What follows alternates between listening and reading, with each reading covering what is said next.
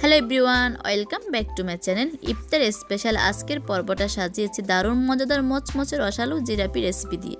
যেহেতু আমরা সবাই এখন একটা কঠিন সময় পার করছি, এই সময়ে বাইরে গিয়ে জিলাপি কিনে আনাটা খুবই কঠিন। ঘরে যা আছে তাই দিয়ে আপনি ঝটপট জিলাপি তৈরি করতে পারবেন। আশা করি আমার আজকের রেসিপিটা আপনাদের কাছে ভালো লাগবে। তাহলে চলুন আর দেরি না করে রেসিপিটি দেখে নিই। জিলাপির ব্যাটারটা তৈরি করার জন্য দিয়ে দিচ্ছি 1 ফুট কাপ চাউলের গুঁড়া, 1 ফুট কাপ বেসন, আর দিচ্ছি 1 ফুট কাপ ময়দা, আর স্বাদ মতো লবণ, হাফ চা চামচ পরিমাণ বেকিং সোডা। শুধুমাত্র সুন্দর কালার তৈরি করার জন্য আধা চা চামচ ফুড কালার ব্যবহার করছি, আর দিচ্ছি 1 টেবিল চামচ পরিমাণ তেল। আপনারা চাইলে ঘিও ব্যবহার করতে পারেন। শুকনো উপকরণগুলোকে আগে ভালো করে মিক্স করে নিতে হবে যাতে কোনো দানা না থাকে।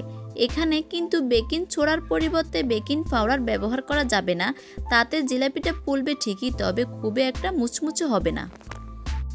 এবার নর্মাল পানি দিয়ে মিশ্রণটাকে একটা ব্যাটার তৈরি করে নিতে হবে। পানিটা একেবারে না দিয়ে অল্প অল্প করে মিশিয়ে দেখে নিতে হবে। প্রয়োজনে আরেকটু পানি দিয়ে আবারও মিশিয়ে নিতে হবে। আমরা সাধারণত চাউলের পিঠা বানাতে যে চাউলের আটাটা ব্যবহার করি, আমি এখানে ব্যাটার তৈরি করতে সে আটাই ব্যবহার করেছি, তবে চাইলে নর্মাল আটা দিয়েও জিলাপিটা করা যাবে।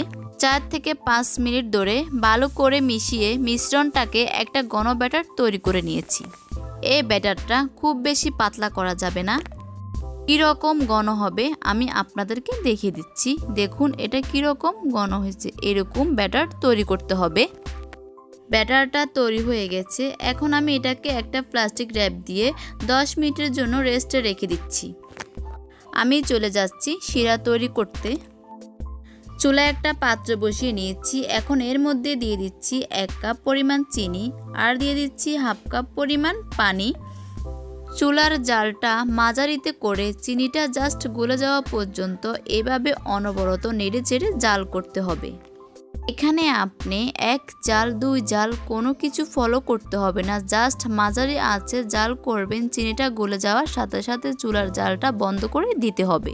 তারপর শিরাটাকে চুলা থেকে সাথে সাথে নামিয়ে ফেলতে হবে, না হলে শিরাটা ঘন হয়ে যাবে।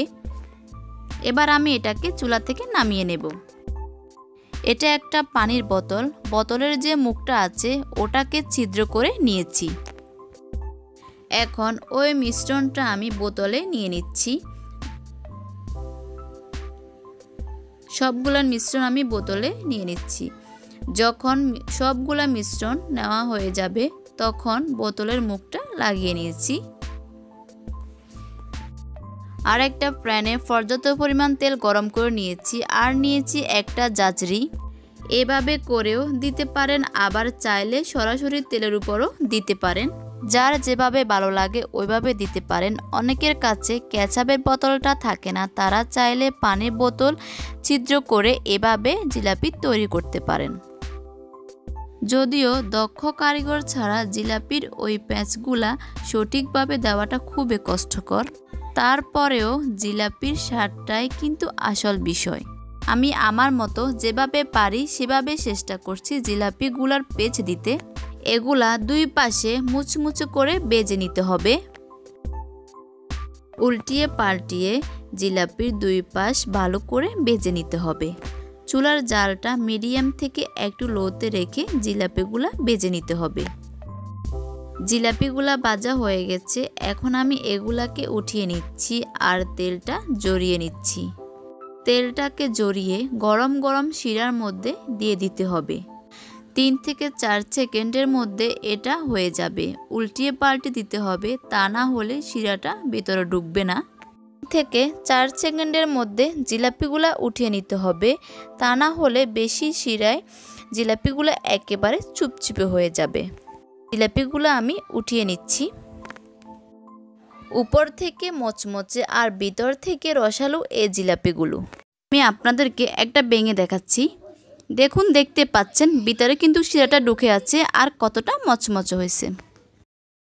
আশা করি আমার আজকের রেসিপিটা আপনাদের কাছে ভালো লাগবে। যদি ভালো লাগে তাহলে একটা লাইক দিবেন আর কমেন্ট করে জানাবেন কেমন লেগেছে।